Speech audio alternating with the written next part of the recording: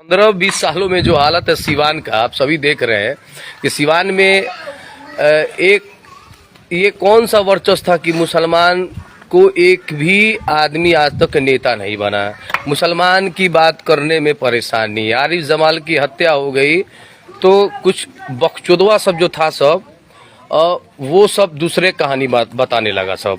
ये सबसे ज़रूरी चीज़ ये है कि मैं निर्भीक होके, डर की राजनीति नहीं, डर की राजनीति है, लोग डर रहे हैं कि भाई, तो सही है, डर की राजनीति होनी भी चाहिए। तो जो स्थिति बनी हुई है कि जब रईस खान सा मजबूत आदमी पे गोली चल जाता है, आरिफ जमाल की हत्या हो जाती है, ये सारी परिस्थितियाँ जो बनी हुई है, ये सारी परिस्थितियाँ बहुत कुछ ये चीज़ देखने को मिला है और ये एक मजबूत कड़ी है। और जो लोग सोच रहे थे कि डर के, तो वही लोग जो मुस्लिम के बारे में सोचते ही नहीं है, व्यक्ति विशेष के बारे में सोचते हैं। अगर मुसलमानों के बारे में सोचते तो ज़रूर इंशाल्लाह अपनी आवाज़ को बुलंद कर दे। लेकिन कोई है यहाँ तो सबको चमचा बनने की होड़ में लगा हुआ है। वैसे चमचों से दूर रखे अल्लाह तो अच्छा है। और जो ये सब कमेंट जो लोग लिख रहे हैं, मैं उनको बता दूं कि अगर आप एक बात के औलाद हैं तो आके भेंट कर लीजिए या फिर हमको बुला लीजिए आप। मैं बिल्कुल तैयार हूँ। ये आप बोलने की ज़रूरत नहीं है। ये सब कुछ जो है ना, सबको के ध्यान में रखा गया है, सब कुछ ख्याल है।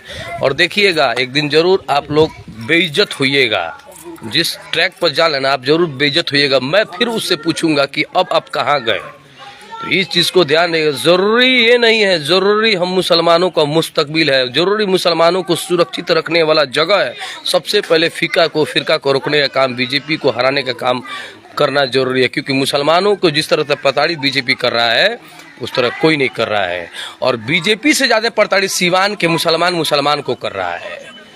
मारने का भी काम कर रहा है, डराने का भी काम कर रहा है, रंगदारी का भी काम कर रहा है। सब काम हो रहा है। मुसलमान को गाली दे रहा है, मुसलमान को हराने के में लगा हुआ है। मतलब एक आदमी जो है राजनीति करे, एक आदमी जो है वर्चस्व गुंडई करे, एक आदमी जो है पॉलिटिक्स करे, बाकी लोग बस चुपचाप गुलाम की तरह yes sir no sir, no sir yes sir कहता रहे। तो आप कीजिए, आपको कौन बोलने जा रहा है। लेकिन जो अगर कोई चीज़ कोई बढ़ रहा है तो आपको क्यों उससे आपकी परेशानी हो रही है। कौन आपको उसमें रोका। आपको आप बढ़िए ना, आप आवाज़ दीजिए ना। आपका औकात है बोलने का किसी के बारे में, मुसलमानों को हक की बात करने के, मुसलमानों के टिकट देने के बारे में है औकात। फट जाइएगा आप, बोल भी नहीं पाइएगा, मेरा गारंटी है।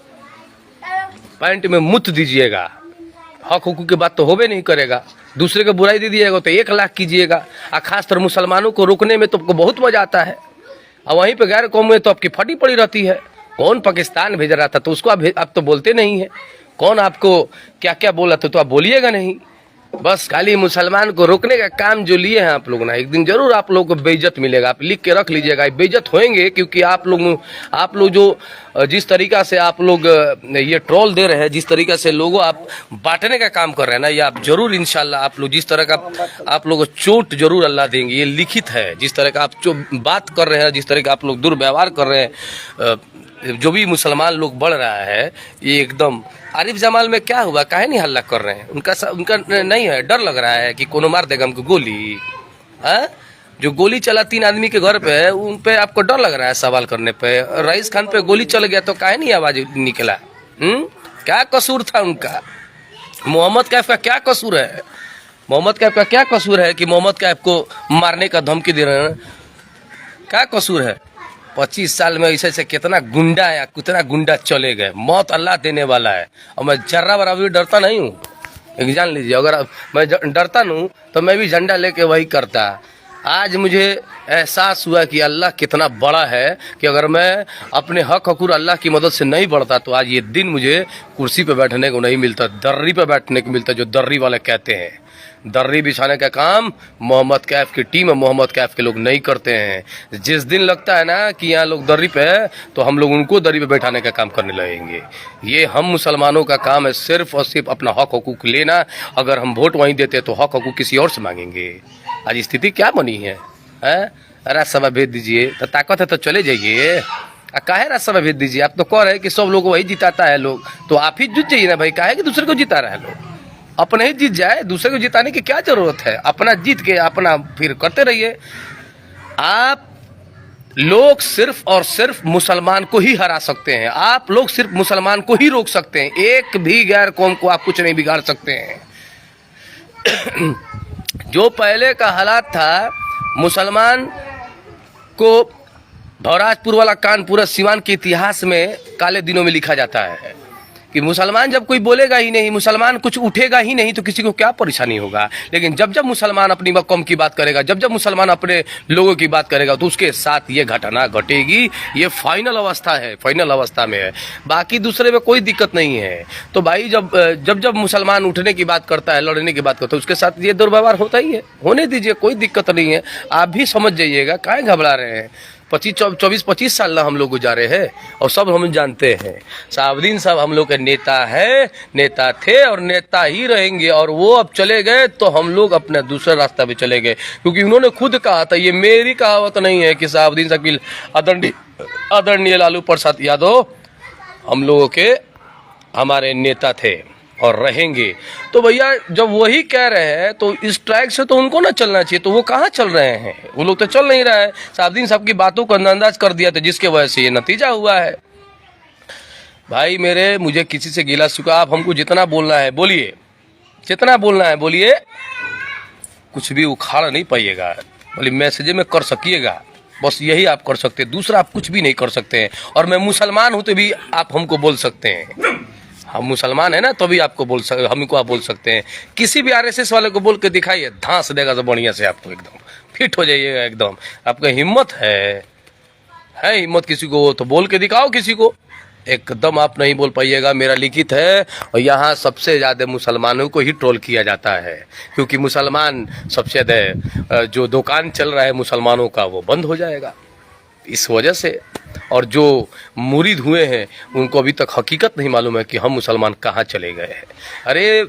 अरे गधो, तुम ये देखो कि जो लोग टिकट बांटते थे उनकी ये दशा क्यों है? क्योंकि एक पिलर से कभी देखे हो रूम बनते हुए? एक पिलर से कभी देखे हो रूम बनते हुए? हाँ, एक मड़ई बनता है तो 4 ठूस में बांस लगना पड़ता है, तब जाके वो घर कंप्लीट होता है। और तुम एक आदमी के चक्कर में हो।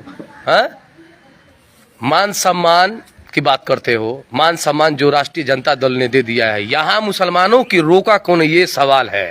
मुसलमानों को बढ़ने कौन दिया है, बढ़ने नहीं दिया, ये सवाल है। ये सवाल पर कोई क्यों नहीं है, क्यों नहीं उठता हो भाई? हाँ, जब एनआरसी और सीए का मामला हुआ तो सैनुल्लाह खान ने इस आवाज को बुलंदी दिया, उनकी टीम ने बुलंदी दिया, युवाओं का टीम ने बुलंदी दिया। बताइए, है अजान पे बोलने वाला है, बुलवाइए आपके नेता से, जो नेता बोलते हैं। पार्टी के लिए किसी भी कलर में चले जाएंगे। मोहम्मद कैफ किसी कलर में नहीं जा सकता है। मोहम्मद तो विचार से जाता है, मतलब प्यार से जाता है। मोहम्मद कैफ अपने लोगों को जहां मजबूत मिले वहां जाता है। उस चीज को ध्यान में रख के इस काम को हम लोग अंजाम दिए हैं। सबसे जल्दी बीजेपी को हराना। एक वोट आप बर्बाद मत कीजिएगा, आप लिख के रख लीजिएगा। उसका कारण भी है। कारण ये है कि राष्ट्रीय जनता दल या कोई भी गठबंधन से प्रत्याशी आएगा तो वो किस लिए आएगा भाई? बीजेपी को रोकने के लिए आएगा। उस बीजेपी को रोकने के क्रम में अगर कोई तीसरा कैंडिडेट आके आता है तो हमारा वोट को बांटने का काम करेगा। कुछ लोग आरजेडी में चल जाएगा, आधा वोट दूसरे जगह चले जाएगा। तो हार किसकी होगी? सिर्फ और सिर्फ मुसलमानों की हार होगी। और कल का आप एक बात जान लीजिए, मैं आपको अच्छा बात बता रहा हूँ कि आरजेडी वाले अगर कल जीत जाते हैं या फिर हार जाते हैं महागठबंधन के लोग, या फिर बीजेपी जीत जाता है तो बीजेपी कहेगी कि भाई मुसलमान तो हमको वोट दिया ही नहीं। अब महागठबंधन कहेगा कि हमको तो मुसलमान वोट दिए, तो वोट चला गया जो तीसरा व्यक्ति था। तो आप किधर के रहिएगा? किससे काम करवाइएगा? कौन आपका देखेगा? पार्टी विशेष हो के 3 लाख आता था, अगर बिना पार्टी के आप जीत जाइएगा। आप देखिए आपका क्या आप लोग देखिएगा क्या होगा। अभी भी वक्त है, लोग समझाएं, पार्टी को मजबूत करें और अपने भी मजबूत हो। उनका सब लोग कदर करता है, सब लोग कदर करेगा, लेकिन इस तरीका से जो फेसबुक पर जो गाली गलौज जो चल रहा है ये बहुत ही शर्म की बात है, सबसे शर्म की बात है। जो जो क्या क्या लिख दे रहे हैं हमारे बारे में, क्या क्या बोल रहे हैं, जैसे लग रहा है कि ये लोग हमारे वो क्या बोलते हैं, मेरी ज़िंदगी बनाए हैं। मेरा ज़िंदगी बनाने वाला मेरा अल्लाह है और मैं अल्लाह से डरता हूँ। मैं फिर बोलता हूँ, मैं अल्लाह से डरता हूँ। मुझे किसी से भी कोई डर भय नहीं है, कोई डर भय नहीं है। क्या फ़ायदा हुआ इधर उधर करने से, क्या मिलने वाला है?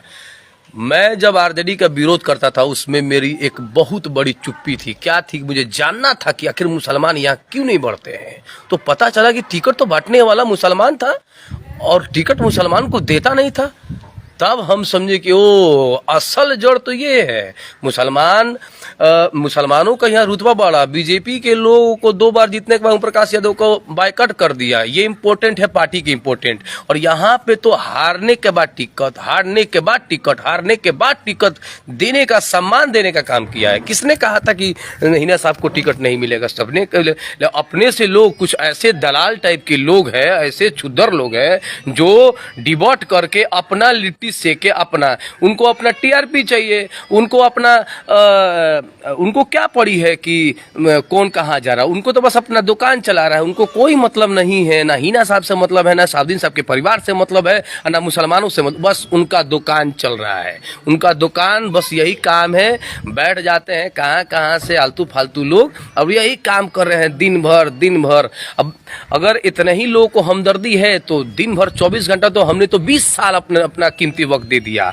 तुम दो ना 2 साल, जुम्मा 8 दिन से आए हो। पता चलता है कि 2016 में आए थे और तब जान रहे हो। और हम लोग उस वक्त से जान रहे हैं जब ओसामा साहब छोटा थे, 10 साल के थे, और हम जाते थे रिजवान के साथ, तो रिजवान से मिलता था तो हम लोग जानते थे। अब ये हम लोगों को समझाएगा कि वफादारी क्या होता है, सच्चा सिपाही कौन होता है। तुम जैसे लोग, ढोंगी लोग, जो सबसे ज़्यादा मुसलमानों को तकलीफ और सबसे ज़्यादा मुसलमानों को बर्बाद करने का काम सिवाने में, कुछ मुसलमान ऐसे हैं जो सिर्फ और सिर्फ अपनी ज़मीन का धंधा बढ़ाने में लगे हुए हैं, सिर्फ और सिर्फ अपने टीआरपी बढ़ाने में लगे हुए हैं। उनको कोई फिक्र नहीं। अगर फिक्र होता तो ज़रूर वो खड़े रहते, और ऐसे खड़े रहते कि अपना मुसलमान भाई आगे बढ़ता।